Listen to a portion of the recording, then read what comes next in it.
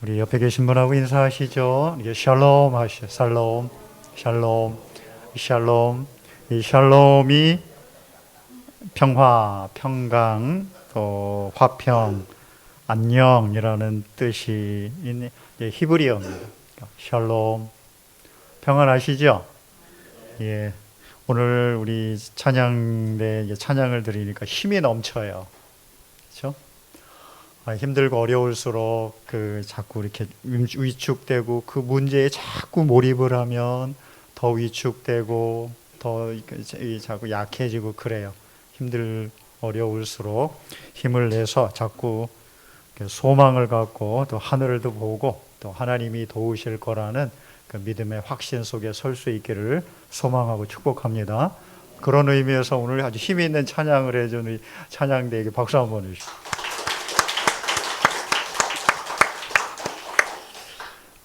오늘은 이제 화평에 대한 말씀입니다. 이제 화평, 평화 또는 평강 또는 안녕.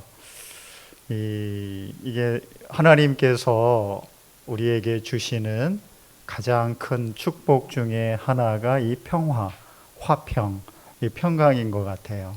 제가 여러 번 말씀을 드렸듯이 이 관계가 좋아야 사실은 다른 것들도 우리가 복으로 누릴 수 있습니다.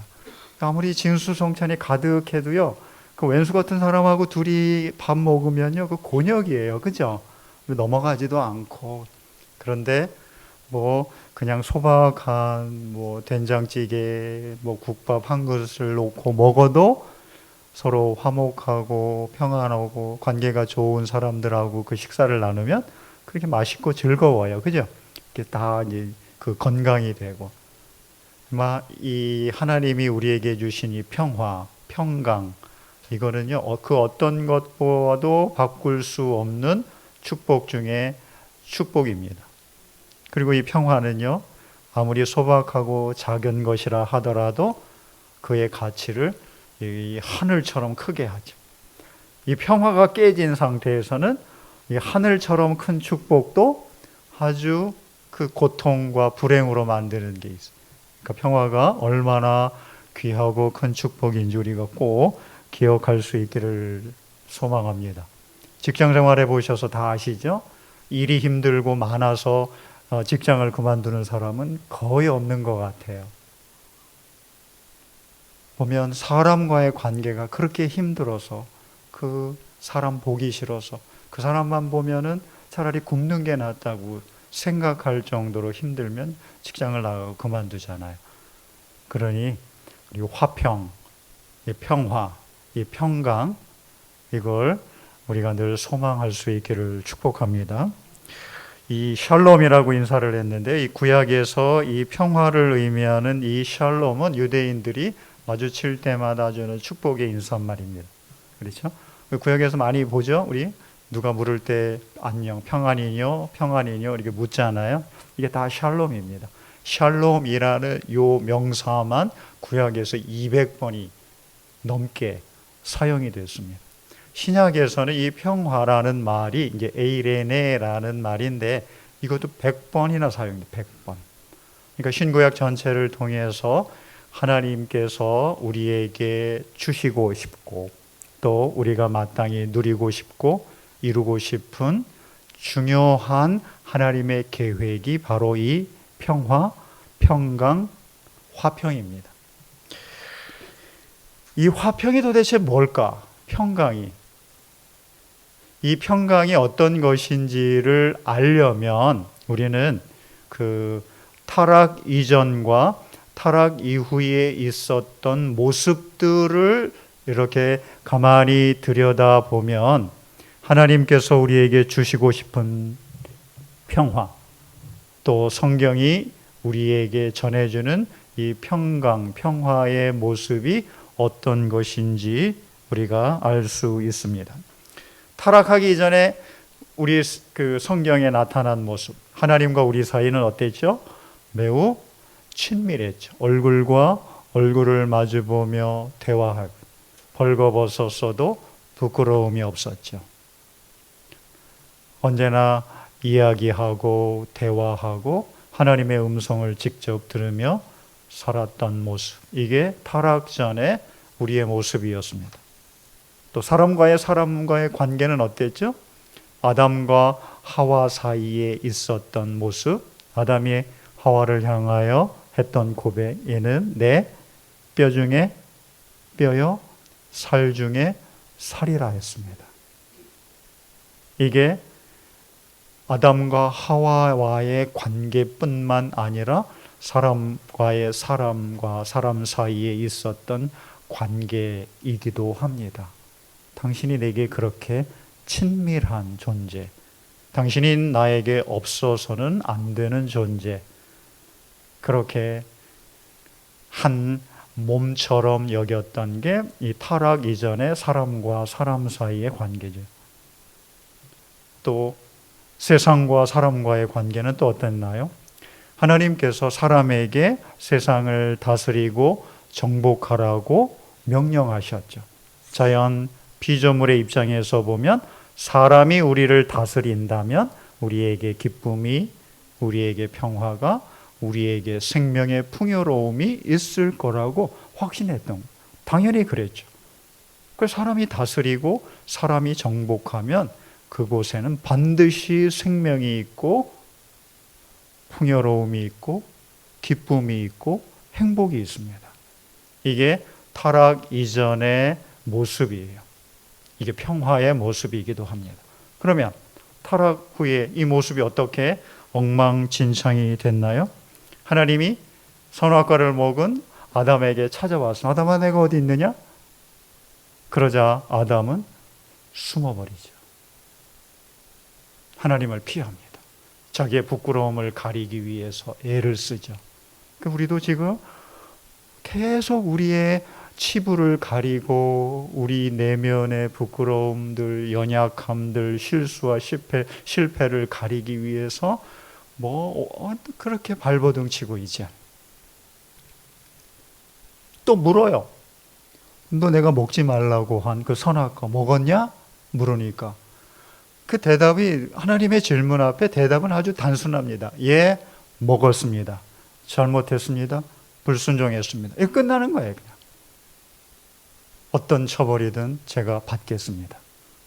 근데 아담의 대답은요, 하나님이 저한테 주신 저 여자 있잖아요. 저 여자가 저 갖고 제가 먹었어요. 그래요. 자기의 책임을 다른 사람에게 떼넘기고 뿐만 아니라 하나님이 주셨은 저 여자가 내게 주어서 먹었어요. 그러니까 당신 책임이에요, 하나님.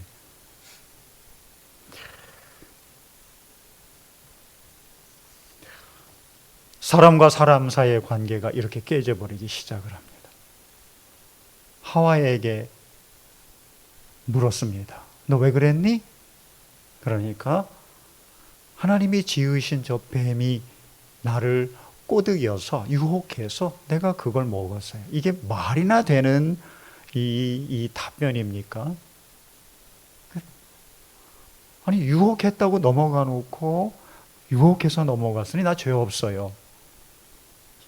이게 하와가 했던 대답입니다. 이렇듯 자기의 잘못, 실수, 실패는 어떻게 해서든지 가리고 감추고 피할 뿐만 아니라 어떻게 해서든 그 책임을 다른 사람에게 떠넘기고자 하는 관계로 이 죄가 들어오면서 다 바뀌어버렸습니다. 그뿐인가요?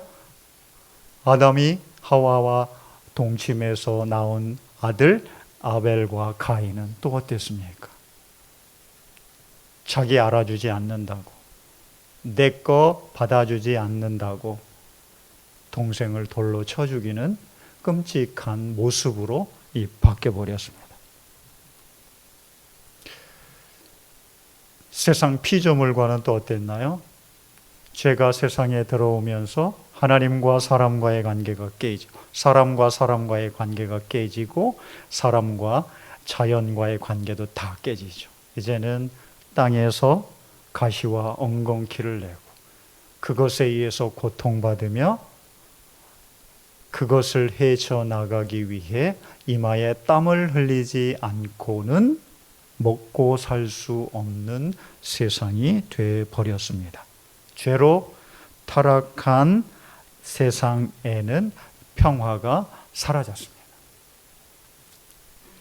죄는 우리와 하나님 사이, 사람과 사람 사이, 사람과 세상 사이에 불신과 증오, 책임 회피, 책임 전가만 가득하게 내 뜻대로 되지 않으면 살인도 죽음도 불사하는 엉망진창된 세상이 되고 말았습니다.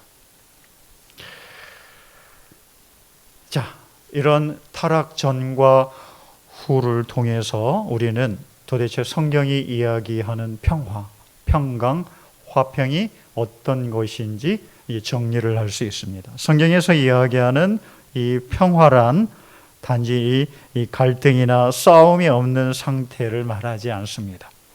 평화는 온전하고 건강한 조화로움 속에서 행복과 기쁨이 있고 생명의 풍요로움을 누리는 상태, 이것을 평화, 평강, 화평이라고 합니다. 자, 이제 중요한 건 오늘 예수님께서 화평케 하는 자는 복이 있다고 하셨습니다. 평화를 이루는 사람에게 복이 있다고 하셨습니다. 예수님은 평화를 좋아하고 평화를 사랑하고 평화를 원하는 사람에게 복이 있다고 말씀하시지 않고 좀 더 적극적이고 능동적으로 깨진 관계, 불신과 증오, 싸움과 다툼이 있는 그 관계를 회복하고 다시 화해시켜서 다시 예전의 평화의 모습, 즉 생명이 넘치고 친밀하며 조화롭고 온전한 평화의 상태로 되돌리고자 하는 사람, 그 사람에게 복이 있다고 말씀합니다. 누구나 다 평화를 원하고 누구나 다 화평하기를 원해요. 다 좋아하고 다 그것을 사랑합니다. 근데 오늘 예수님께서 복이 있다고 한 사람들은 그렇게 좋아하고 사랑하고 원하는 사람들이 아니라 직접 그 평화를 이루고자 하는 사람, 그 사람들이 복이 있다고 말씀합니다. 그래서 오늘 예수님께서 하시는 화평케 하는 자는 적극적이고 능동적이며 할 수 있으면 자기를 기꺼이 희생하고자 하는 사람, 이런 사람들이 화평케 하는 사람, 평화를 이루는 사람, 그 사람입니다. 이 평화를 이룬다라는 이 형용사인데 이 사람이 누구냐 하면 두 개의 말이 합쳐진 말입니다. 하나는 평화라는 말, 또 하나는 이루다, 행하다 또는 세우다. 이 두 개의 말이 하나로 합쳐져서 평화를 이루는 이라는 형용사를 만들었고 그 앞에 정관사가 붙어서 평화를 이루는 사람이라는 말을 이루었습니다. 그 평화를 이루는 사람은요, 행동으로 하는 사람입니다. 이 화평케 하는 사람이 해야 될 두 가지 일이 있습니다. 하나는 이런 모든 관계를 다 깨뜨린 근본 문제인 이 죄 문제를 해결하지 않고는 화평을 이룰 수가 없는 거죠. 죄가 사람과 사람 사이의 친밀함을 다 깨뜨려 신뢰와 사랑 대신 친밀함 대신 그곳에 분노와 증오와 시기와 질투, 갈등, 분열 이것들을 다 심어놨습니다. 죄가 해결되지 않고서는 평화라는 있을 수 없습니다.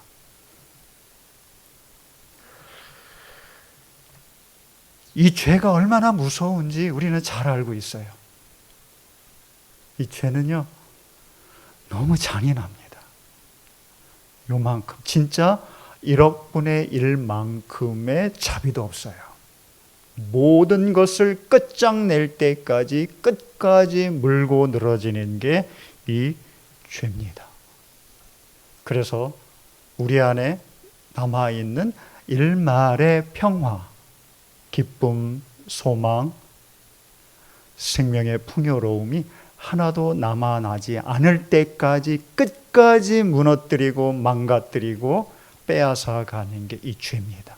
따라서 죄가 해결되지 않고서는 우리 가운데는 평화가 없습니다. 그리고 근본적인 또 하나의 원인은 하나님과 사람 사이에 깨진 관계입니다. 이게 하나님과 사람 사이에 깨진 관계가 회복되지 않으면 사람과 사람 사이의 관계도 회복되지 않고 사람과 피조물 사이의 관계도 회복되지 않습니다. 두 가지 문제를 해결하지 않으면 우리에게 평화는 없습니다. 하나는 죄, 또 하나는 하나님과의 관계. 이 두 가지 관계 문제를 해결하여 우리에게 참된 평화를 가져다 주신 분이 바로 우리 예수님입니다. 예수님은 다른 방법이 아니라 십자가에 자기 몸을 희생하는 헌신과 죽음을 통해서 이 죄 문제를 해결하셨고 원수된 하나님과 우리 사이의 관계도 회복하셨습니다. 이것을 아주 명확하게 우리에게 증언해 준 성경 말씀이 골로새서 1장 20절 22절입니다. 그의 십자가의 피로 화평을 이루사 만물 곧 땅에 있는 것들이나 하늘에 있는 것들이 그로 말미암아 자기와 화목하게 되기를 기뻐하심이라. 전에 악한 행실로 멀리 떠나 마음으로 원수가 되었던 너희를 이제는 그의 육체의 죽음으로 말미암아 화목하게 하사 너희를 거룩하고 흠없고 책망할 것이 없는 자로 그 앞에 세우고자 하셨으니. 그 예수님의 십자가가 죄 문제와 하나님과 우리 사이의 관계를 한 해 싹 다 해결하셨습니다. 예수님이 십자가에서 자기의 몸을 영원한 속죄 제물로 하나님께 드리셨습니다. 그래서 죄 문제를 일거에 해결하셨습니다. 죄로 원수되었던 우리와 하나님 사이가 이래 회복됐습니다. 다시 평화가 찾아왔습니다. 그리고 사람의 죄가 가져왔던 모든 피조물과의 깨진 관계도 다시 이제 회복되기 시작을 합니다. 예수님의 십자가예요. 그 예수님의 십자가가 아니면 우리에게 평화를 얻을 길은 없습니다. 만약에 다른 길이 있었다면 우리 하나님은 예수님의 십자가를 선택하지 않고 다른 길을 선택했을 겁니다. 다른 길이 없기 때문에 우리 하나님이 예수님의 십자가를 통해서 죄 문제와 하나님과 우리 사이에 깨진 관계를 회복하셨고, 그리고 우리에게 참 평강을 가져다 주셨습니다. 이 예수님의 십자가는 교회를 하나 되게 하는 유일한 대안이기도 합니다. 예수님의 십자가는 교회를 하나 되게 하는 유일한 해결책입니다. 초대교회에서 가장 큰 문제 중에 하나가 바로 유대인과 이방인이 한 교회 안에서 한 하나님의 공동체로, 교회로, 하나님의 백성으로 융화되고 세워지는 일이었습니다. 유대인들은 이방인들을 사람 취급하지 않았어요. 하나님 백성이 될래야 될 수도 없는 사람들로 여겼습니다. 감히 어떻게 너희가 하나님 백성으로 들어와? 말도 안 되는 소리 하지 마라. 바울이 교회를 세워서 유대인들과 이방인들이 함께 신앙생활하는, 하나님 섬기는 일들을 그토록 꿈꿨지만 이 해결책이 없었습니다. 이 해결책을 내놓는 길이 바로 예수님의 십자가였습니다.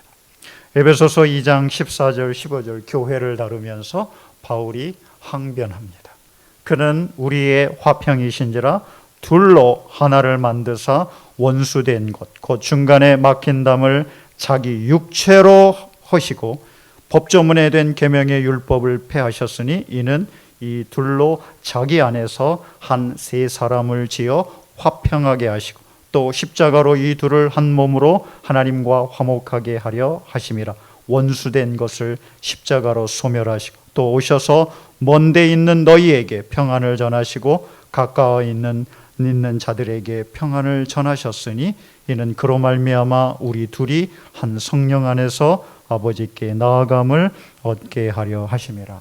둘이 하나 되게 하는 거죠. 예수님의 십자가만입니다. 우리 교회가, 우리 시은소 교회, 우리가 공동체가 하나 될 수 있는 길은 예수님의 십자가 외에는 없습니다. 죽으나 사나 우리 십자가 붙들어야 되는 거예요.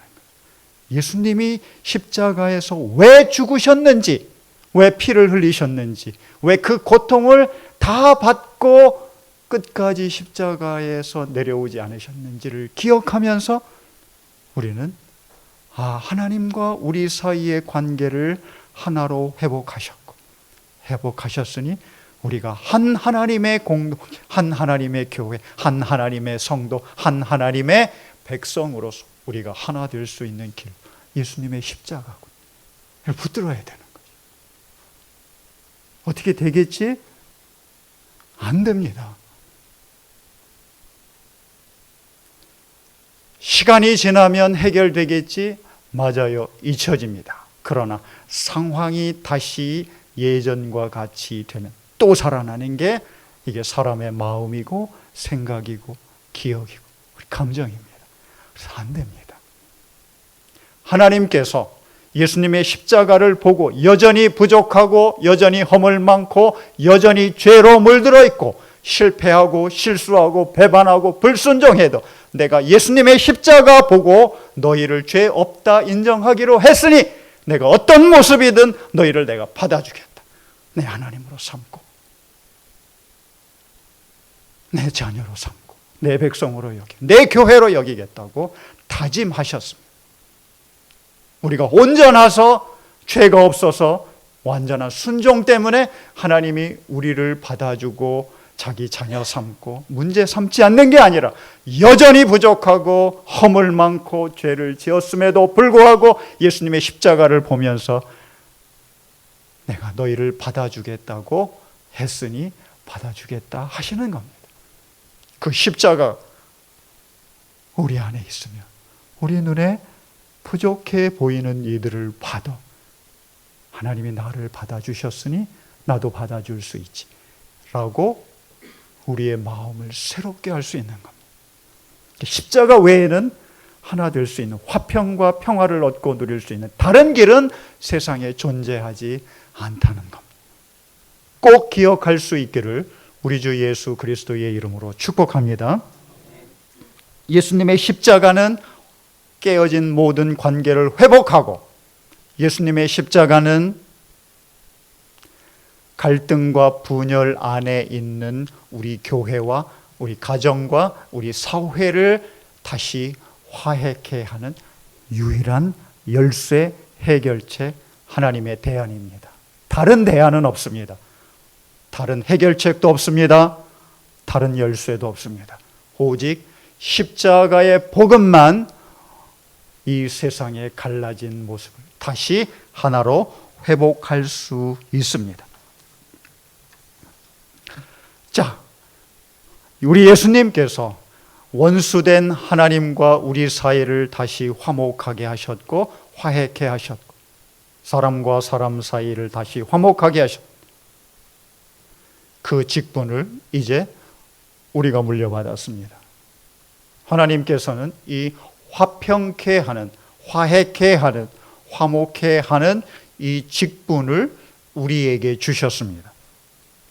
고린도후서 5장 18절 19절 모든 것이 하나님께로서 났으며 그가 그리스도로 말미암아 우리를 자기와 화목하게 하시고 또 우리에게 화목하게 하는 직분을 주셨으니 곧 하나님께서 그리스도 안에 계시사 세상을 자기와 화목하게 하시며 그들의 죄를 그들에게 돌리지 아니하시고 화목하게 하는 말씀을 우리에게 부탁하셨느니라. 이제 우리의 몫입니다.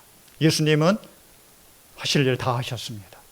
하나님은 예수님을 통해서 세상과 자기를 화목하게 하고 우리가 서로 화목하게 하고 우리와 피조물을 화목하게 하는 모든 일들을 다 이루셨습니다. 그것을 이제 이루며 감당해야 할 몫은 우리에게 주어졌습니다. 우리에게. 이게 화평케 하는 자의 믿음의 삶입니다. 예수님께서 세상과 하나님 사이, 사람과 사람 사이, 사람과 피조물 사이를 화평케 하신 유일한 길이 십자가였다면 우리가 세상과 하나님 사이를 화평케 하고 우리가 서로 화평케 하고 우리와 세상 사이, 피조물 사이를 다시 화평케 할 수 있는 유일한 길도 역시 예수님이 지셨던 그 십자가입니다. 예수님이 그러하셨듯이 우리가 세상과 하나님이 화목하게 하는 길은 딱 하나 십자가뿐입니다. 예수님이 하나님의 아들로서 십자가를 지셨습니다. 우리가 십자가를 지는 삶을 통해 하나님과 우리와 피조물 사이의 화평을 이루는 삶, 믿음의 길을 간다면 우리도 하나님의 아들이라 인정받을 수 있습니다. 십자가는 예수님이 하나님의 아들로서 인정받는 길이었다면 십자가의 길을 가는 우리도 하나님의 아들로서 인정받는 길입니다. 예수님이 십자가를 지셨을 때 사람들이 십자가에 달린 예수님을 보면서 조롱하고 비웃었습니다. 그 대표적인 말들이 십자가에서 내려와라. 십자가에서 내려와라. 십자가에서 내려오면 내가 하나님의 아들이라고 우리가 인정해 줄게. 생각해봐라. 너가 하나님의 아들이잖아. 하나님의 아들인데 너 자신도 구원하지 못하면서 어떻게 다른 사람들을 구원하겠다고 난리를 치니 너를 먼저 구원해라. 그래 십자가에서 내려와라. 내려오면 내가 하나님의 아들인 것을 스스로 증명하는 것이 되지 않냐. 그러니 내려와 봐라. 우리가 박수치고 너를 따를게. 사람들이 이렇게 예수님을 조롱하고 비웃었습니다. 사람들이 이러한 요구에 우리 예수님이 얼마든지 원하면 십자가에서 내려올 수 있습니다. 말 한마디로 세상 확 뒤집어 놓을 수 있었습니다. 그런데 예수님은 그 멸시와 조롱 끝까지 다 받아내면서 끝내 십자가에서 내려오지 않으셨습니다. 내려오지 않으셨을 뿐만 아니라 그 십자가에서 그 멸시와 조롱 속에 그 고통 속에 자기를 십자가에 매다는 사람들을 위해 기도하셨습니다.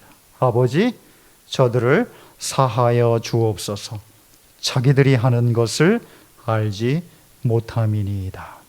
끝까지 십자가에서 내려오지 않고 그 모든 치욕과 고통, 멸시와 수모를 다 감내하면서 용서를 간구하는 그 예수님의 모습을 처음부터 끝까지 지켜보던 한 사람이 있었습니다. 백부장입니다.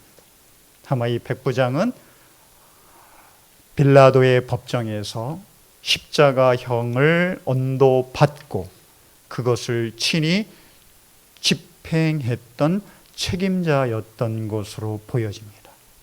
그 백부장이 예수님이 이렇게 숨을 거두는 것을 보면서 이렇게 고백합니다. 예수를 향하여 섰던 백부장이 그렇게 숨지심을 보고 이르되 이 사람은 진실로 하나님의 아들이었도다. 우리가 백부장의 고백을 할 수 있기를 축복합니다. 끝까지 십자가를 지는 것이 하나님과 세상을 화해시키는 유일한 하나님의 길이었습니다. 그것이 세상 사람들이 예수님을 하나님의 아들로 확인하는 유일한 길이었습니다. 우리라고 다르겠습니까? 우리가 십자가를 진다면 세상은 우리를 통해서 하나님을 볼 겁니다. 우리가 십자가를 지면 세상은 하나님의 용서를 받아들이고 화해할 겁니다. 우리가 십자가를 진다면 세상은 우리도 하나님의 자녀라고 인정해 줄 겁니다. 그리고 우리가 십자가를 진다면 교회도 가정도 사회도 화해하고 평화를 누릴 겁니다. 힘으로 평화를 이루는 길은 없습니다. 절대 힘으로 평화를 이루려 해서도 안 됩니다. 신앙을 가진 우리는, 교회는 반드시 십자가를 통해서 평화를 이루어야 합니다.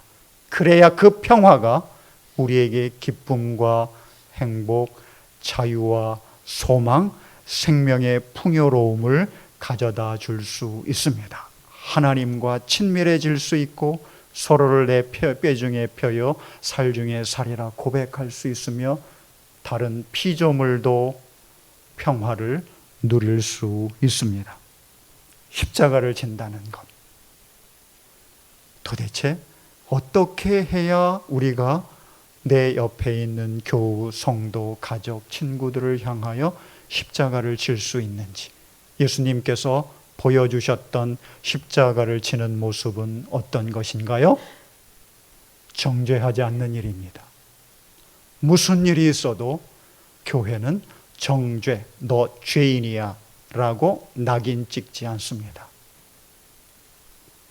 십자가를 진다는 것은 그가 가진 죄와 허물을 그들에게 돌리지 않는 일입니다. 그들이 잘못한 것, 너가 잘못했으니, 실수했으니, 실패했으니 너가 책임져. 이건 세상이 하는 법입니다. 예수님은 그 죄와 허물을 자기가 직접 감당했습니다. 이게 십자가를 지는 일입니다. 십자가를 진다는 것은 비난하고 욕하고 책임을 묻는 것이 아니라 인내하고 기다리며 내가 그 책임을 대신 지는 길입니다. 이게 십자가를 지는 우리의 삶의 모습입니다. 사랑하는 우리 시은소교회 교우 여러분, 우리가 이 십자가를 지는 삶을 살면 깨진 관계는 반드시 회복되고 참 평안, 기쁨, 소망, 생명의 풍요로움을 우리가 함께 얻고 누릴 수 있습니다. 중간에 포기하면 안 됩니다. 한번 십자가를 지기로 했으면 끝까지 십자가에서 내려오지 말고 끝까지 십자가에서 내 목숨 끝낼 각오를 하고 우리가 버티고 견딘다면 반드시 우리 예수님이 이루셨던 이 평안, 이 기쁨, 이 소망은, 생명의 풍요로움은 어느 순간 우리에게 다가와 우리의 것이 될 줄로 믿습니다.